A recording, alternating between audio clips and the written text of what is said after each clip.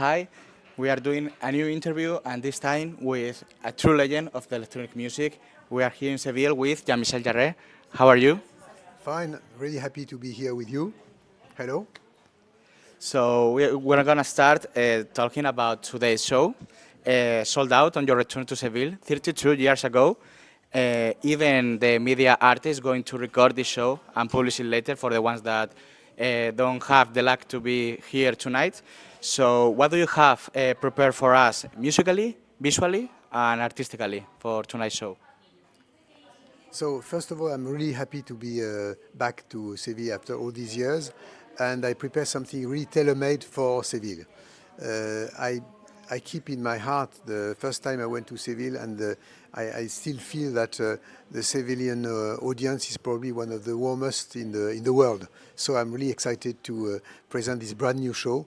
And on a musical point of view, it's something very, I would say, futuristic and very 2025, even with the classics I have from Campus Magneticos or Oxygen, but I've reworked them, not remixed, but reworked them, keeping the soul of the music but making it much more contemporary, and also some new tracks. And my idea for this project was to create like a journey through the concert with dark moments, brighter moments, something a bit fun, festive. I mean, to try to create a kind of a variety of emotions like we have in our day-to-day life. On a visual point of view, it's a brand new project I had in mind for a long time. That I'm happy to present to Sevilla. It's an old stage design with lots of visual that I designed with AI, with artificial intelligence, morphing my face, morphing lots of different graphics and lots of surprises, and with also a tailor-made lighting architecture. Taking advantage of the Plaza de España, but also we are introducing for the first time very strong lasers, very special, and especially the strongest lasers ever used. We never used it before, and they have a characteristic. They can be controlled. They are controlled by sound. So it means that all the music and all the noise that the civilian audience will do will control the lasers and will go to space. So tonight, actually, Seville will go to space. And I say that actually probably because these lasers are very powerful, they can go, there is no limit on space. So I say that tonight probably Seville will go to Mars before Elon Musk. I hope so. Oh, that's very cool. So, like you have said, Plaza España joins to a long list of iconic places where you have played, such as Acropolis in Athens, the Pyramids of Giza, or also the Eiffel Tower in Paris. Which has been your favorite place where you have done your show, and which one will you desire to do the show in the future? And also, why Plaza de España? You have said that your visual show is prepared consciously for this iconic place to take advantage of what Plaza de España offers. So we want to know why this place. Okay, it's a very interesting question because you have always controversy when you play in this kind of locations. Some people could say, yes, but why playing in this kind of place? Because it's an archaeological place and we should respect the place and all that. I think they're wrong, these people. I mean, as ambassador of UNESCO for a long time, I'm very, of course, aware of respecting such iconic places you are talking about. But I think that, we should never forget that, for instance, the architects who built Plaza de España, they were crazy. They were innovators. They were revolutionaries. They were visionaries. And the best way to pay tribute and to honor them is actually to be as innovative, not to put them in a kind of considering that like a kind of piece of museum. belonging to the past. I think the best way to pay tribute to them and to pay tribute to the people who actually built these crazy extraordinary places is actually to come with the innovation of the 21st century. This is the reason why I think that the show I conceived for tonight is the best tribute we can create for this kind of Plaza de España. I think this place is amazing because it's like a natural amphitheater. So we should, of course, honor that. And the best way to honor that is actually to be able to do, I hope, this kind of project I'm going to share with the people in Seville tonight. Okay, and your favorite place where you have played and the one that you would want to play in the future? I think it's very difficult to it's like my children in a sense, and you know, Plaza de España probably is going to be one of my favorite ones. Of course, the pyramids were very special. Forbidden City also in China is something that's not going to happen anymore.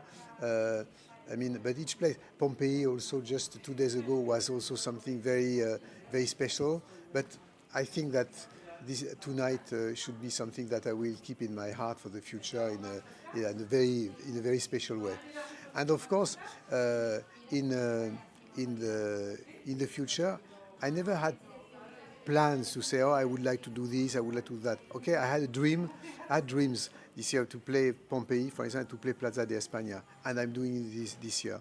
So my wish actually is to go on with the team I have. I have an extraordinary crew, extraordinary team, and to be able to continue to tailor-made some projects such as the one tonight, with exploring new technology, exploring new electronic music instruments. For instance, I have also I'm inviting the people to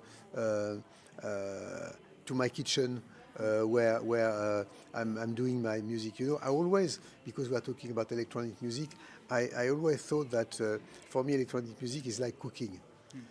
We have, as Latin, Spanish, and French, a very organic and sensual way to approach electronic music, like cooking waveforms and sounds and noises. For me, it's like cooking a paella, you know, with mixing lots of different ingredients all together. At the end of the day, the taste has to be good. Yeah. You know, it's what I'm going to try to do tonight. Okay. With a whole career behind you, you have seen trends in electronic music come and go. You have said, for example, for this tonight's show, you will rework some of your projects in the past to do it more contemporary. So we'd like to know how you have seen this change from your album Oxygen in 1976 to the present day. How did you change your way of vision of the electronic music? And also, what is your opinion about the quality of electronic music now on from, we will say, 20 past years? I would say that first of all, electronic music when I started was considered as was not really accepted even by establishment of rock and roll. They said, "Oh, this is cold music, robotic, and doing by machines." Actually, synthesizers today are still we are still calling them machines, and now electronic music is the most popular music in the world, so it's everywhere. So this kind of avant-garde music became today the most popular music in the world. So that's one thing. The second thing is actually I've been very lucky to go through 3 different revolutions. The first one was beginning of electronic music with electronic components. The second one, the emergence of digital. And the third one today is AI, and artificial intelligence. Each time it's really created new tools, new instruments to express our music in phase with the society in which this technology was evolving and was growing. And I think that, you know, technology is neutral. By the end of the day, playing with a violin, a Moog synthesizer, or a plug-in, Your harp laser too. or a laser harp, by the end of the day is the same thing. By the end of the day, it's the guy behind the laser harp or behind the synthesizer or behind the violin. And it's what I like so much in our Latin countries. I think, you know, as I said, electronic music has nothing to do with America. It has nothing to do with jazz, blues, or rock. It's something which is born in Europe, in Germany, in France, in Spain. Spain is such a huge electronic music, such a huge music electronic scene, like in France, like in Germany, everywhere. And this is something which is linked to both our heritage of classical music, because we are not only in a pop format of 3 minutes, but with some pieces that could last for 12 minutes, 15 minutes, and also this surrealist approach we have in painting, in movies, this kind of mixing the sound of a bird with a clarinet or a washing machine with percussions.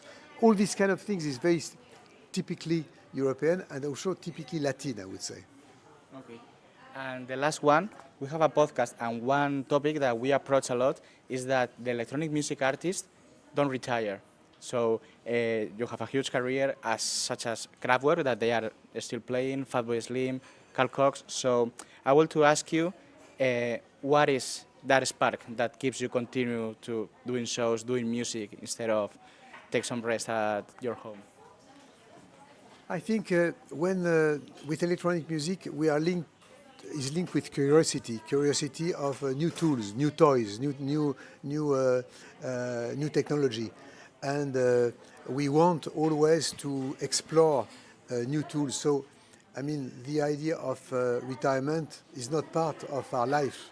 As long as your body can carry you, you go on, because like a teenager, you know, I'm at a few hours before this concert in Seville, and I'm excited like when I was 18 years old to say, okay, what's going to happen with the audience? What's going to happen with the instruments? Because even 3 days ago, I put another instrument on my back. It's kind of Behringer 2600. I say, okay, I'm going to use it on stage, and I'm using it for the first time in that way. You know, and so it's a continuous excitement. This is the reason why I think we're not ready to retire. Okay. So thank you so much for considering us this beautiful time, and see you tonight in a show that will be amazing and one for the books. So thank you.